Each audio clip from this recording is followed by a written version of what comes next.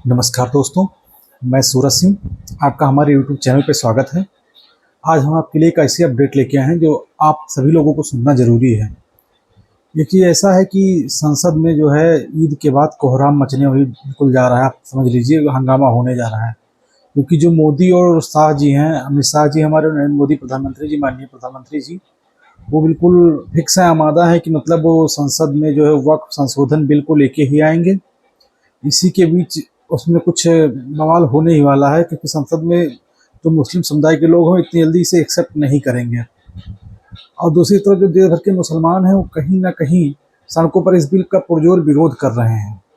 उनके साथ समूचा विपक्ष खड़ा हुआ है मुसलमानों के साथ। आज भी जब अलविदा की नमाज थी तो आखिरी जुम्मा था रमजान में, तो देश भर के मुसलमानों ने अपने बाँह पर काली पट्टी बांध के नमाज पढ़ा। पूरे देश के मुसलमानों ने जैसे काला बैंड लगाया। और योगी जी की पुलिस, जैसा कि आदतन योगी जी की पुलिस को आप जानते हैं, मतलब आदेश जो होगा वही करती है, वो काला बैंड को जबरन हटाने की कोशिश कर रही थी, जिसमें बहुत कुछ हुआ। लेकिन सबसे बड़ी बात यह है कि शाम होते होते मिस्टर अमित शाह ने ऐलान कर दिया एक न्यूज़ चैनल पे प्रोग्राम में कि भाई बिल तो हम ला रहे हैं और कुछ ही दिन में ला रहे हैं, यानी इस सत्र में बिल ला रहे हैं। For the first time Amit Shah ने आज डिक्लेयर किया है।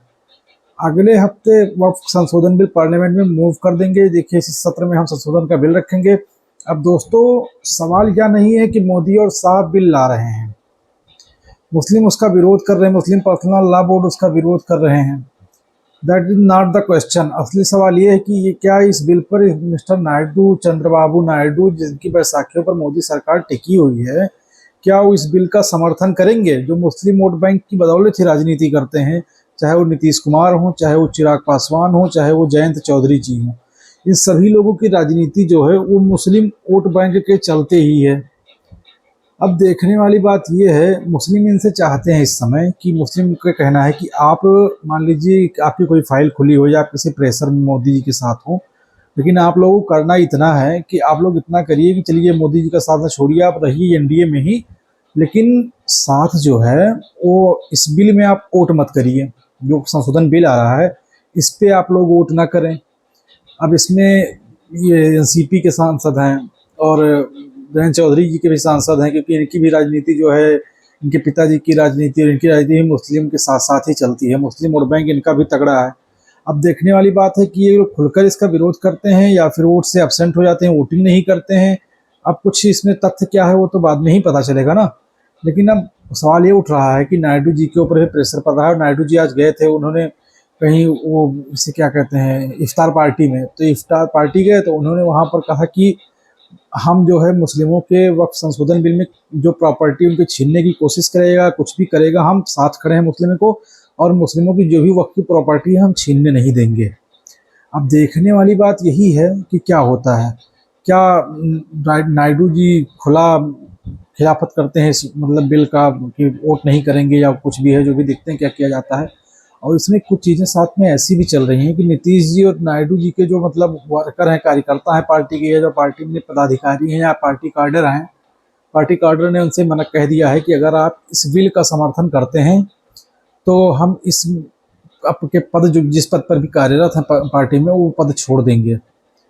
अब देखिए मोदी जी कहाँ फंसा दिए, ये भी सोच रहे होंगे नीतीश बाबू और नायडू जी की, मोदी जी हम लोगों को ला करके इस समय कहाँ हमको फंसा दिए, हमारी राजनीति भी चौपट करने पे ही तुले हुए हैं। तो देखने वाली बात यह है कि मोदी जी और नायडू जी जो हैं, नायडू जी को साथ लेके चलते हैं, नीतीश कुमार को, जयंत चौधरी को। जयंत चौधरी ने भी कुछ खिलाफत की है इस समय। जो योगी जी की पुलिस ने मेरठ में उस मामले में, नमाज के मामले में कहा था कि छत पे पढ़ेंगे नमाज आप या सड़क पे पढ़ेंगे तो आपका पासपोर्ट छीन लिया जाएगा, आपके ड्राइविंग लाइसेंस जब्त कर लिया जाएगा या रद्द कर दिया जाएगा।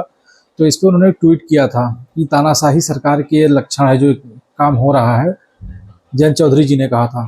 तो अब उसमें देखने वाली बात यह है कि इस पे गौर करती है, इसके साथ जाती है कि मतलब वोटिंग से एब्सेंट होते हैं। चिराग पासवान जी कौन सा स्टैंड लेते हैं, क्योंकि उनकी ही राजनीति जो है वो कहीं ना कहीं मुस्लिम वोट बैंक के सहारे ही चल रही है। और सबसे बड़ा बोर्ड जो है मुस्लिम पर्सनल लॉ बोर्ड, वो भी इस समय इन्हीं के साथ चल रहा है, वो भी खिलाफत में है। और क्या कहते हैं, विजयवाड़ा में बहुत तगड़ा इसका अनशन या धरना कह दीजिए आप होने वाला है, प्रदर्शन करने वाले हैं मुस्लिम लोग जो हैं। और ये बिल जो है ईद के बाद आने की संभावना पूरी पूरी है। अब ये 4 अप्रैल को आ जाए, 5 अप्रैल को आ जाए, 2 अप्रैल को आ जाए, मतलब इसी बीच में आएगा। तो अब देखने वाली बातें यही है, कौन किसको सपोर्ट करता है, कौन इसकी खिलाफत करता है, बिल पास हो भी पाता है कि नहीं हो पाता है, या मोदी जी जो पर्दे के पीछे कुछ बातें चल रही हैं मुस्लिम संगठनों की, नायडू से और नीतीश से, तो उसमें कुछ प्रेशर डाल के, क्योंकि सरकार जो है इन्हीं दोनों लोगों के सहारे चल रही है, तो इसमें भी मोदी जी को भी हो सकता है हाथ अपने पीछे खींचने पड़े। हाथ पीछे खींचते हैं या नहीं खींचते हैं अभी तो देखने वाली बात होगी, फिर उस पर गौर करते हैं हम लोग। तब तक के लिए देखते हैं क्या होता है। फिर चलिए, फिर आपसे मिलेंगे कल एक वीडियो लेके इस टॉपिक पे। अगर आप हमारे चैनल पे नए हो तो चैनल को सब्सक्राइब जरूर कर लें एक बार।